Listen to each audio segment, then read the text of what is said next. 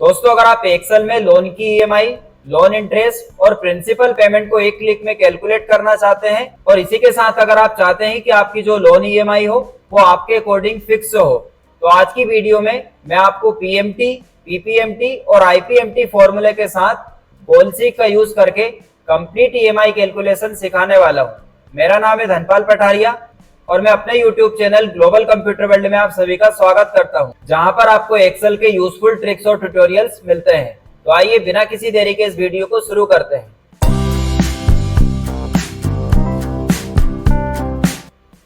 तो दोस्तों, जब भी आप किसी बैंक से लोन लेते हैं या फिर आप किसी शोरूम से बाइक, कार या अदर चीजें फाइनेंस करवाते हैं तो आपको हर महीने उसकी ईएमआई भरनी होती है। अब इस ईएमआई कैलकुलेशन को समझने के लिए मैंने यहाँ पर एक कार का एग्जाम्पल लिया हुआ है। सपोज हम यहाँ पर एक कार परचेस कर रहे हैं जो कि 15 लाख रुपीस की है। अब आपको पता ही होगा कि जब भी हम किसी शोरूम से कार या बाइक खरीदते हैं तो हमको डाउन पेमेंट के रूप में कुछ रुपए उनको एडवांस देना होता है। तो सपोज हमने यहाँ पे डाउन पेमेंट जमा कर दी है 5 लाख रुपीस। अब हमें यहाँ पर रिमेनिंग अमाउंट निकालना है, तो इसके लिए हम इक्वल टू प्रेस करेंगे, कार अमाउंट में से माइनस कर देना है डाउन पेमेंट। तो देखिए यहाँ पर कार का रिमेनिंग अमाउंट निकल कर आ जाएगा। अब इस रिमेनिंग अमाउंट को हम लोन के रूप में हर महीने ईएमआई के रूप में भरते रहेंगे। तो यहाँ पर लोन अमाउंट हो गया हमारा 10 लाख रुपीस। अब कभी भी हम किसी चीज को फाइनेंस करवाते हैं तो उसका एक रेट ऑफ इंटरेस्ट हमसे लिया जाता है। तो यहाँ पर हम कार का जो इंटरेस्ट रेट है वो यहाँ पर रख रहे हैं 9%। टाइम के लिए मैंने यहाँ पे लिख दिया हुआ है 5 ईयर्स। मतलब कार का जो रिमेनिंग अमाउंट है 10 लाख रुपीस, उसको हम 9% इंटरेस्ट रेट के साथ अगले 5 साल तक ईएमआई के रूप में हर महीने जमा करते रहेंगे। अब हम यहाँ पर इस लोन की हर महीने जमा होने वाली ईएमआई को कैलकुलेट करने वाले हैं। तो इसके लिए हम यहाँ पर अप्लाई करेंगे equal to PMT formula, bracket open. Rate of interest के लिए हमें रेट सिलेक्ट करना है। अब ध्यान दीजिएगा, ये जो रेट है वो ईयरली दी हुई है और हमें यहाँ पर मंथली ईएमआई कैलकुलेट करनी है। तो इसके लिए हम डिवाइड कर देंगे 12 से, कोमा एन पर के लिए हमें टाइम सिलेक्ट करना है और इस टाइम में हम मल्टीप्लाई कर देंगे 12 का, क्योंकि यहाँ पर जो टाइम है वो ईयर में दिया हुआ है। कोमा प्रेस करना है। अब हमें पीबी के लिए प्रिंसिपल वैल्यू यानी कि जो लोन अमाउंट है उसको सिलेक्ट कर लेना है, ब्रैकेट क्लोज और एंटर। अब यहाँ पर जो ईएमआई निकल कर आई है वो नेगेटिव में आई हुई है। ऐसा इसलिए होता है कि ईएमआई जब हम पे करते हैं तो जो हमारा कैश होता है वो आउटफ्लो होता है, मतलब कैश हमारे पास से जाता है, और जब हम लोन लेते हैं तो केस हमारे पास आता है। अभी हमारे पास से केस जाने वाला है, तो यहाँ पर जो ईएमआई निकल कर आई हुई है वो नेगेटिव में आई है। अब इसको पॉजिटिव करने के लिए हम इस फॉर्मूले के ऊपर डबल क्लिक करेंगे और पीएमटी से पहले माइनस लगा देना है, एंटर करेंगे तो दोनों ही नेगेटिव सिंबल से ये पॉजिटिव ईएमआई आ जाएगी। अब यहाँ पर जितनी भी करेंसी है उनमें रुपए का सिंबल आ रहा है। अगर आपके पास रुपए का सिंबल नहीं आए या डॉलर में आए तो आप यहाँ से करेंसी सिंबल को चेंज कर सकते हैं। यहाँ पर आपको मोर अकाउंटिंग फॉर्मेट में जाना है। अब आपको जाना है सिंबल्स में, तो यहाँ पर आप देखिएगा हर करेंसी का सिंबल आपको मिल जाएगा। तो ये था पीएमटी फॉर्मूला, जिसकी मदद से हम किसी भी लोन की ईएमआई को फाइंड आउट कर सकते हैं। अब ये जो ईएमआई निकल कर आई हुई है ये ओनली 1 मंथ की है और अगले 5 साल यानी कि 60 महीनों तक हमको सेम ईएमआई हर महीने पे करना रहेगी। तो अगर हमको ये जानना है कि हम अगले 5 साल तक कितने रुपए जमा करेंगे तो हम यहाँ पर अप्लाई करेंगे इक्वल टू ईएमआई सिलेक्ट करना है और मल्टीप्लाई विद कर देना है 60, एंटर करेंगे।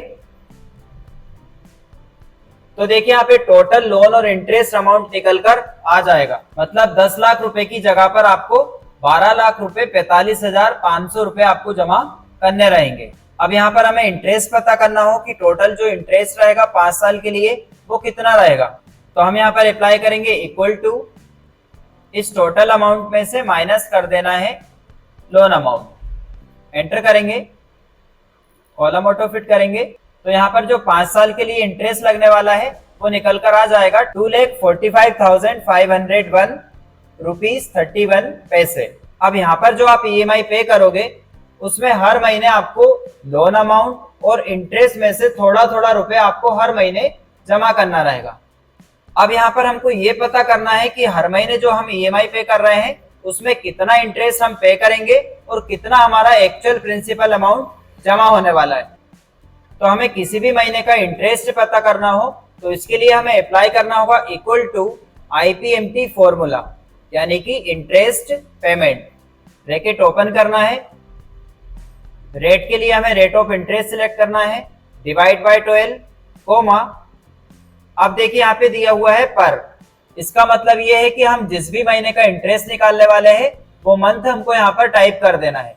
तो हम यहाँ पर फर्स्ट मंथ का इंटरेस्ट कैलकुलेट कर रहे हैं, तो हम यहाँ पे टाइप करेंगे 1 कोमा, एन पर के लिए हमें टाइम सिलेक्ट करना है और मल्टीप्लाई कर देना है 12 से, अगेन कोमा।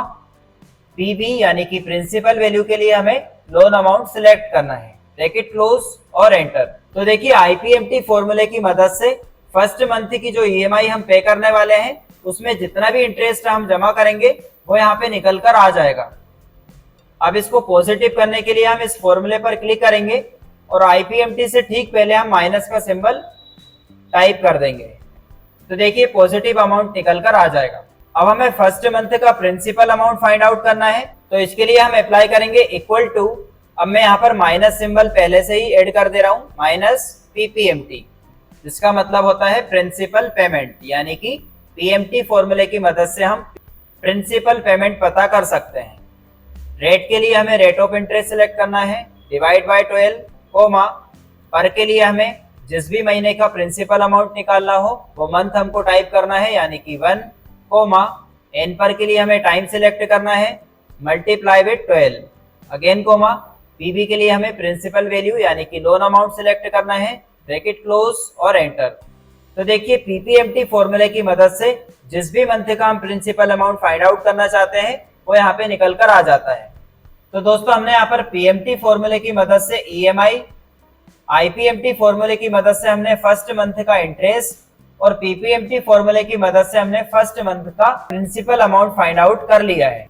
अब दोस्तों इसी तरह अगर हमको हर एक महीने के लिए इंटरेस्ट, प्रिंसिपल और EMI कैलकुलेट करना हो तो इसके लिए मैंने यहाँ पर एक टेबल बनाई हुई है जिसमें मैंने 1 से लेकर 60 तक मंथ्स लिए हुए हैं। अब हमें यहाँ पर फर्स्ट मंथ के लिए इंटरेस्ट अमाउंट कैलकुलेट करना है, तो इसके लिए हम अप्लाई करेंगे equal to minus PMT, bracket open. Rate के लिए हमें इंटरेस्ट रेट सिलेक्ट करना है और इस रेट को हम F4 बटन से फ्रीज कर देंगे, डिवाइड 12 कोमा, पर के लिए हमें फर्स्ट मंथ को सिलेक्ट कर लेना है, कोमा। एन पर के लिए हमें टाइम सिलेक्ट करना है और टाइम को भी हमें F4 बटन से फ्रीज कर देना है, मल्टीप्लाई विद 12 कोमा। पीबी के लिए हमें लोन अमाउंट सिलेक्ट करना है और इसको भी F4 बटन से फ्रीज कर देना है, ब्रैकेट क्लोज और एंटर। अब हमें प्रिंसिपल अमाउंट कैलकुलेट करना है equal to minus PPMT, bracket open.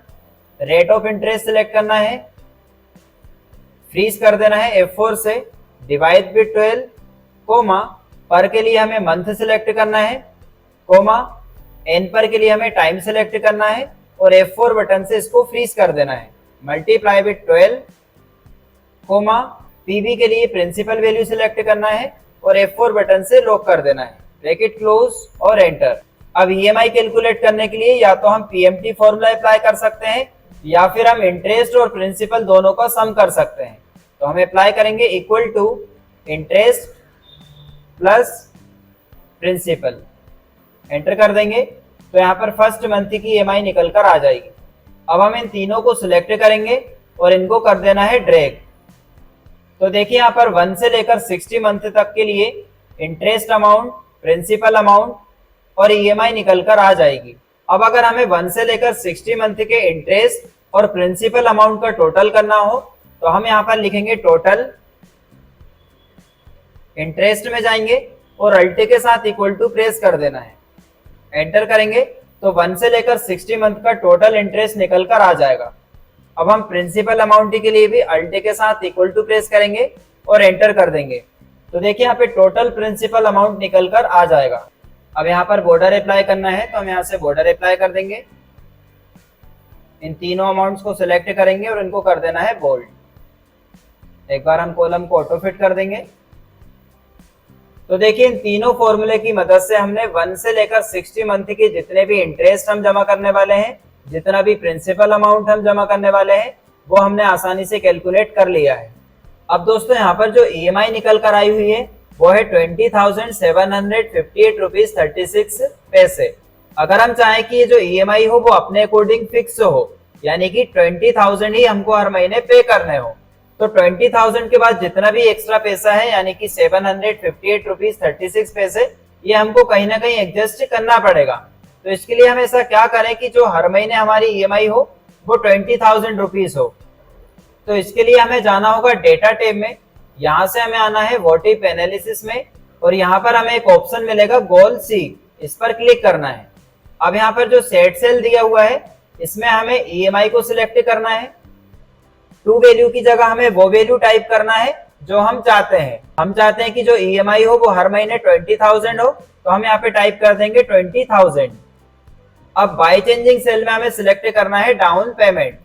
अभी तक हम डाउन पेमेंट 5 लाख रुपए जमा कर रहे थे, बट यहाँ पर जो ईएमआई का जितना भी एक्स्ट्रा पैसा है 20,000 रुपए के बाद में, वो भी हमको एक साथ डाउन पेमेंट के साथ जमा करना होगा। तो जैसे ही हम यहाँ पर ओके करेंगे तो वो अमाउंट निकल कर आ जाएगा। ये देखिएगा 5 लाख रुपीज की जगह हमको 36,532 रुपीज एक्स्ट्रा जमा करना होगा। अब यहाँ पर आप देख पा रहे हैं जितनी भी ईएमआई है वो यहाँ पर सेम हो चुकी है 20,000। तो ये है दोस्तों गोल सीक, जिसका यूज करके हम अपनी ईएमआई को एडजस्ट कर सकते हैं। आई होप आपको इस वीडियो में पीएमटी, पीपीएमटी और आईपीएमटी फॉर्मूले की मदद से ईएमआई, किसी भी मंथ का इंटरेस्ट अमाउंट और प्रिंसिपल अमाउंट कैलकुलेट करना आ गया होगा। वीडियो अगर अच्छी लगी हो तो इसे लाइक, शेयर और कमेंट जरूर करें। थैंक यू दोस्तों, मिलते हैं नेक्स्ट वीडियो में।